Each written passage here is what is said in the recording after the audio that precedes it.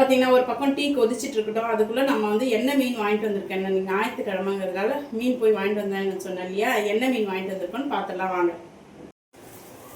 கடைக்கு போனாங்க, அப்படியே கொஞ்சமாக காய்கறி வாங்கிட்டு வந்துடலான்னு பார்த்தா ஒரே காய்கறி கடையில் ஒரே கூட்டமாக இருந்தது. அதனால் காய்கறி வாங்கிட்டு வரல.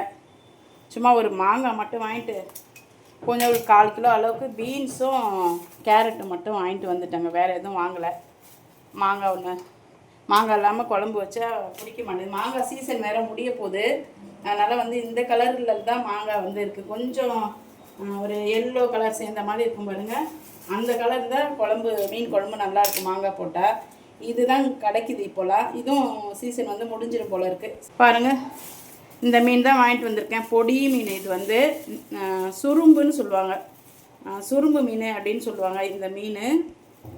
அது வந்து ஒரு 200 ரூபாய்க்கு வாங்கிட்டு வந்துட்டாங்க. தண்ணியில் போட்டுடலாம்.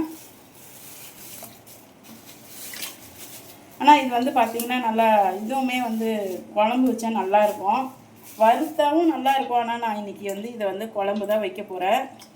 பாருங்கள், நல்லாயிருக்கு, ஃப்ரெஷ்ஷாகவும் இருந்தது. சரின்னு வந்து இதை ஒரு கொஞ்சம் வாங்கிட்டேன். ரெண்டாவது பார்த்திங்கன்னா என்ன மீன் வாங்கியிருக்கேன்னு சொல்லி பார்க்கலாம். சங்கரா மீன் வந்து 1 கிலோ 300 ரூபா அப்படின்னு சொல்லிட்டு கொடுத்தாங்க. சரி, கொஞ்சம் பெரிய மீனாகவும் இருந்தது.